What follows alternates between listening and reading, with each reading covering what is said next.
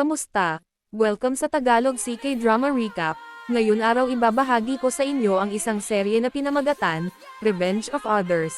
Ito ay patungkol sa isang estudyante na ninais pasukin ang paaralan ng namayapang kapatid upang lutisin kung sino ang salarin sa pagkamatay ng kapatid.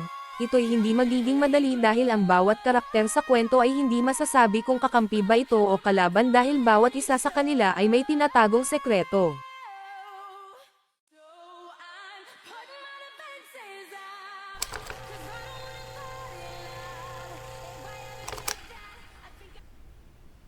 Nagsimula ang drama nang si Chan nakikipag-usap sa kanyang kambal na kapatid na si Sok sa telepono. Nang maputol ang linya ng tawag ay dito na pala naitulak si Sok papunta sa kamatayan ng isang tao. Pagkatapos, nalipat naman ang eksena kay Hian na naaksidente mula sa kanyang motor at dinala sa ospital. Dito sinabi ng doktor sa kanya na mayroon siyang tumor sa utak. Kinabukasan, labis na nag-aalala si Chan para sa kanyang kapatid, lalo na at hindi ito sumasagot sa kanyang mga tawag. Naalala niya ang pagkamatay ng kanilang mga magulang at kung paano inampon ang kanyang kapatid ng isang pamilya na dinala siya sa Seoul, na iniwan siyang mag-isa sa isang ampunan. Kahit ganoon, sobrang malapit sila sa isa't isa, at tuwing tag-init ay bumibisita siya rito. Pumunta si Chan sa Seoul at nagtanong sa isang estudyante sa paaralan ng kanyang kapatid tungkol dito, at napagtanto niyang ang kanyang kapatid ay nagpakamatay 2 araw na ang nakararaan. Nabigla si Chan sa nalaman at pumunta sa sementeryo. Doon niya naman nakita ang umampon sa kanyang kapatid at takbo ng kanilang usapan ay hindi naging maganda. Hinilihim kay Chan na labis namang nakasakit kay Chan. Sa ilang minuto ng pag-uusap ay naisip naman itanong kung nasaan ang cellphone ng kanyang kapatid, na agad naman sinabi ng matanda na nawawala ito. Pagkatapos, nalipat naman sa eksena sa istasyon ng pulis kung asan si Chan kausap si Mia ang crime investigator sa kaso ng kanyang kapatid. Dito sinabi ni Chan na hindi suicide ang nangyari ngunit sinabi lang ni Mia na tapos na ang kaso na iyon, kaya tigilan na ito. Nagdesisyon naman si Chan na pumasok sa paaralan ni Sok upang mag-imbestiga sa kaso ng kapatid, at sa unang araw, naupo si Chan sa tabi ng isa sa estudyante ng paaralan at nagsimula magbukas ng usapan tungkol sa estudyante na nag-suicide at sinabi sa kausap na interesado siya sa kaso, ngunit sinabi lang ng babae na wala siyang ideya sa usapan pero maaari siyang lumapit kay Hong, ang girlfriend ni Sok, na agad naman hiningi ni Chan ang numero ng naturing na tao.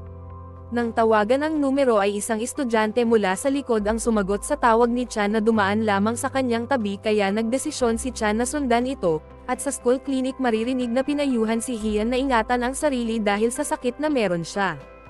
Nakaramdam naman ng awa si Chan at sa ilan pang mga araw kapansin-pansin ang hindi pagpasok ni Hian.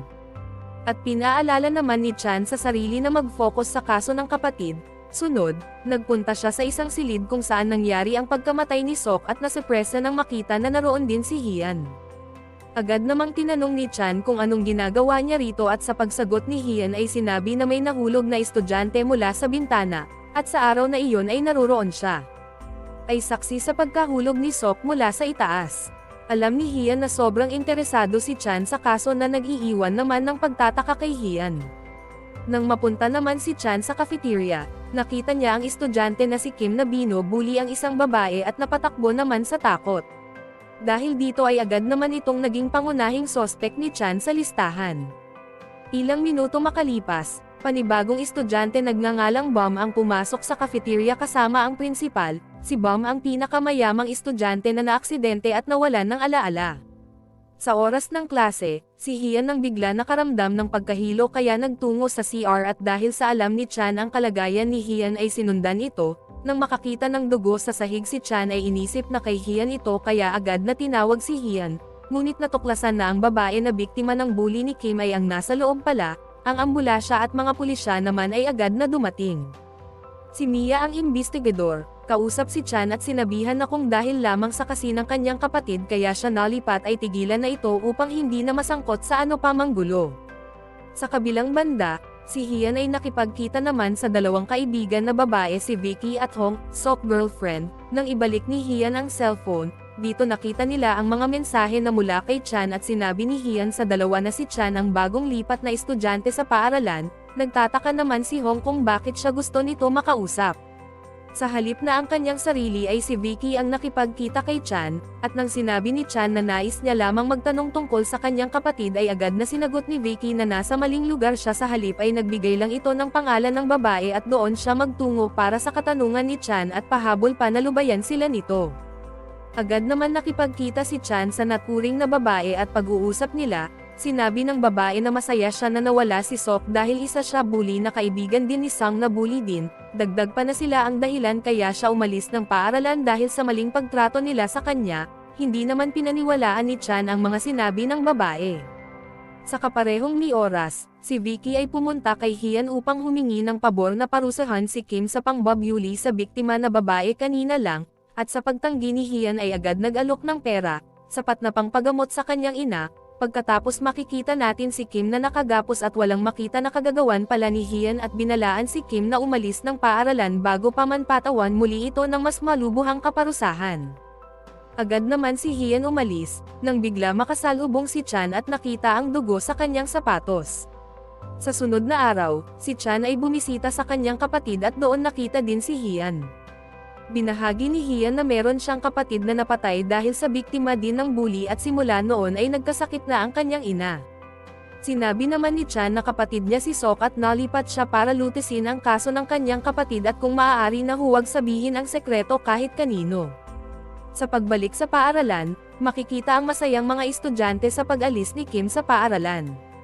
Ngunit sa klase ng sports ay itinulak at nawalan ng kamalayan si Hian nang dahil sa estudyante na si Sang. Isang babae ang galit pangalan ay Jay dahil sa ginawa ni Sang. Naalala ni Chan ang sinabi ng babae sa nakaraan na si Sang ang kaibigan ni Sok na kasama sa pangbubuli ng estudyante.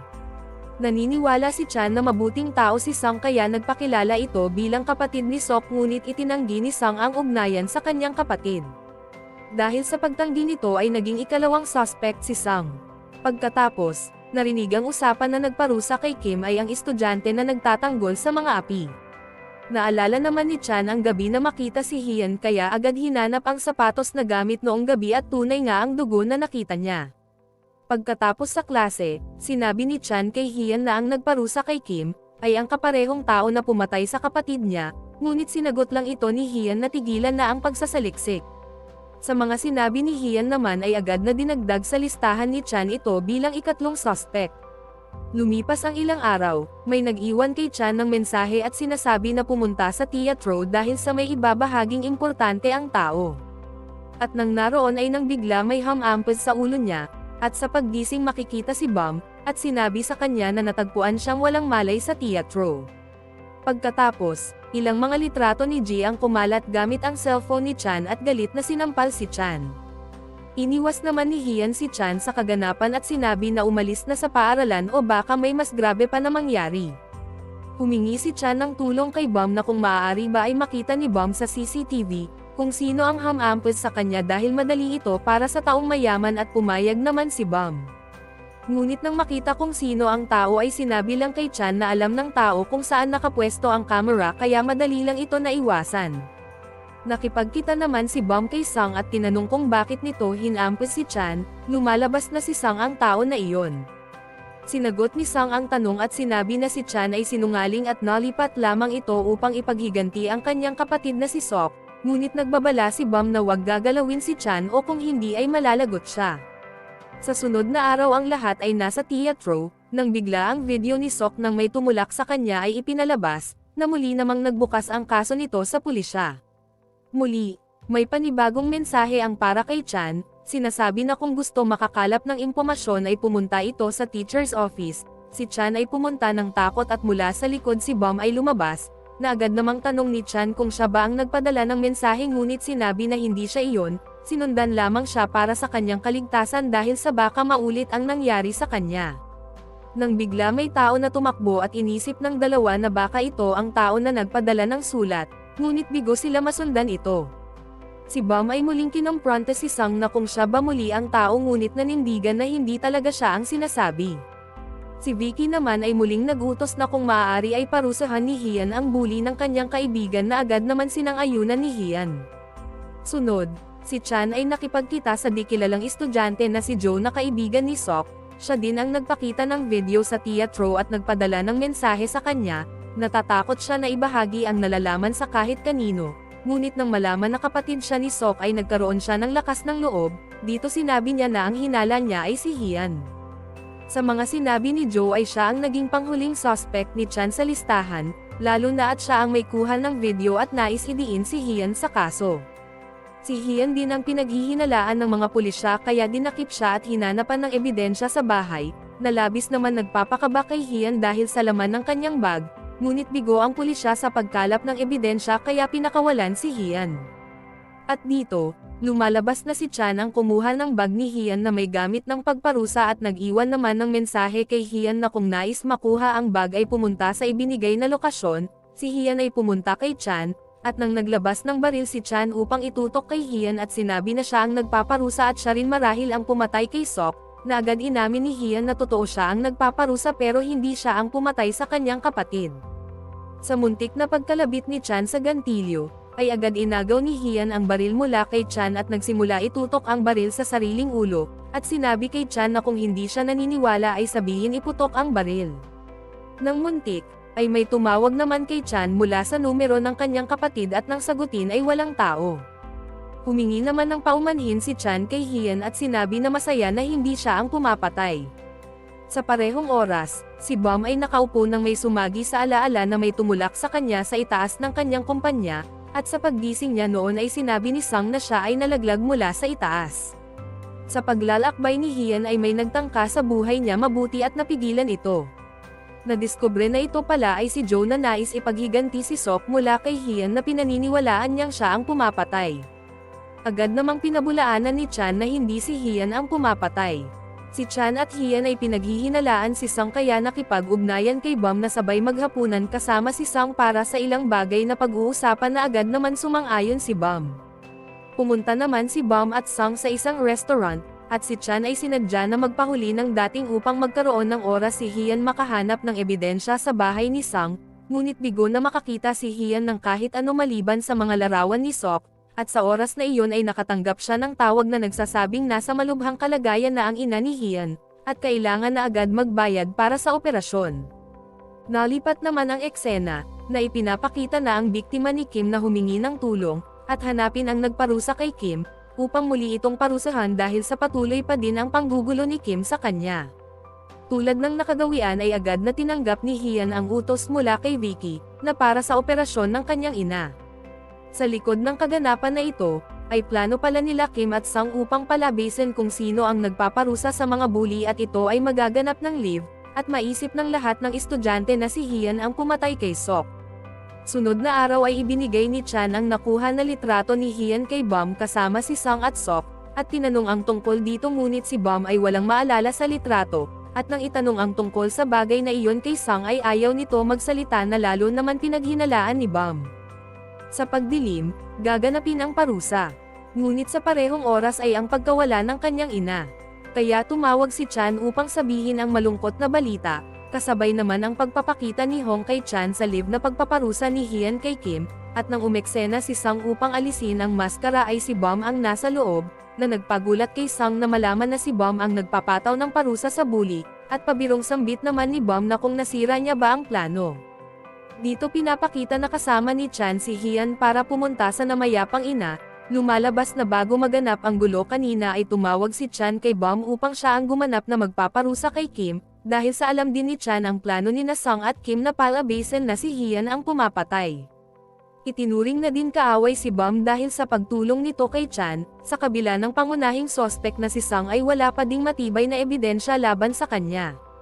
Naitanong naman ni Sang kung bakit niya tinulungan si Chan at sinagot naman ito ni Bam na naniniwala siyang hindi si Hyan ang killer, dagdag pa nito na naalala niya ang araw nang siya'y mahulog ay hindi talaga iyon aksidente bagkus ay may nagtulak sa kanya mula sa likod, na labis na nagpapakaba kay Sang at sinabi na si Sok ang nagtulak sa kanya sa araw na iyon na nagpapagulat naman kay Bam. Sa nakatagong si Chan ay narinig ang lahat ng pinag-usapan ng dalawa na nagpalungkot ng sobra kay Chan na malaman na isang bully ang kanyang kapatid, at malinaw na ang pumatay sa kanya ay isang tao na naghiganti lamang sa kanya. Nagdesisyon si Chan na tigilan na ang pag-iimbestiga. Sa kanyang pagkamis sa kapatid ay nang makita ang litrato nilang dalawa magkasama ay ang araw din ng iyon ay nang maaksidente si Bam, lumalabas na nagsisinungaling lamang si Sang sa mga sinabi. Nang sa paglalakbay naman ni Hian at Chan ay nang bigla dinakip si Hian ng grupo ni Kim at Sang, binalaan din si Chan na huwag tumawag ng pulisya kundi mamamatay si Hian, kaya sa halip ay tumawag ito kay Bam na agad naman sinagot at sinabing darating siya sa lugar niya. Muli naman bumalik ang alaala ni Bam at nalinawan na si Sang ang tao na nagtulak sa kanya. Agad na ding nagtungo si Bam sa lokasyon at pinarusahan ang lahat at pinakawalan si Hian. Sobra ang galit ni Bam kay Sang at sinabi na pagbabayaran nito ang lahat ng kanyang ginawa. Sa araw na kuhan si Bam ng pahayag sa mga nangyari ay napansin ni Hian na Paul ang gamit na pangalan at kaliwang kamay ang pangsulat. Sinabi ni Hian ang tungkol dito at minsan na daw naikwento ni Bam kay Chan na kay kapatid siyang Paul at kaliwang kamay ang gamit na matagal nang namatay, nasabi ni Hian na pakiramdam niya ibang tao si Bam nang parusahan niya si Sang. Natuklasan naman ng pulisya na kaliwang kamay ang gamit ng itulak si Sok na hindi angkop sa kanan kamay ni Sang na nagpapatunay na si Sang ay inosente. Naalala ni Chan ang nasabi ni Hian na ang Paul ay kaliwang kamay ang gamit na nagpaisip sa kanya na nililin lang siya sa simula pa lang. Si Bam kasama si Ji ay sinabi na kompleto na niyang naalala ang nakaraan at ang nagtulak sa kanya ay si Sang at nang bigo na mapatay siya ay sinabi na si Sok ang nagtulak sa kanya upang dito maghigan, at si Sang ay nais patayin si Bam dahil sa may namamagitan kina Ji at Bam na lubos na nagpapaselos kay Sang. Sigurado na ang dalawa na si Chan at Hian na ang pumatay ay si Bam, umiwas na din ito, at nang makita ni Vicky ang lokasyon ni Bam ay agad naman sinabi kay Chan. Sa pagkakataong ito, si Chan ay kaharap si Bam na humihingi ng kapatawaran at pagpapaliwanag na si Sang ay niloko siya, dahilan para maghayganti kay Sok. Nang bigla lumaban si Bam at nagpalit katauhan bilang Paul, na sinabi naman ni Chan na hindi siya ang kaibigan na si Bam. Dito sinagot ni Paul na hindi siya papayag na makulong si Bam dahil sa mga ginawa ni Sang, ngunit nang makaramdam ng sakit ng ulo ito bigla at dito muling bumalik bilang Bam at nagtangka na magpakatiwakal. Sa kabutihan palad naman ay napigilan ito ni Chan at tumawag ng pulisya. Sa paaralan, nagmensahe si Sang kay Hian na hawak niya si Ji at kung nais ito maligtas ay pumunta sa rooftop. Sobra ang selos ni Sang kay Hian dahil sa ito ang gusto ni Ji, kaya nais na patayin si Hian. Nang nagtangka ihulog si Hian ay lumaban ito at sa halip si Sang ang napahamak na ikinasawi naman nito. Ang babae na biktima ng pangbubuli ni Kim ay nakita ang pangyayari at nakiusap sa lahat ng estudyante na tulungan si Hian dahil siya ang nagpaparusa sa mga bully. Nang magtanong na ang pulisya sa nangyari kay Sang ay sinabi ng lahat na nagpakatiwakal ito matapos tanggihan ni Ji ang kanyang pag-ibig. Na nagresulta bilang isang suicide case ang pangyayari. Nagtatapos ang huling eksena sa kanilang pagtatapos sa eskwelahan, at ang lahat ay nagpapasalamat kay Hian bilang tagapagligtas, at si Chan naman ay umamin na sa kanyang pag-ibig para kay Hian. Maraming salamat sa panonood at sana'y huwag kalimutan mag-subscribe sa ating channel.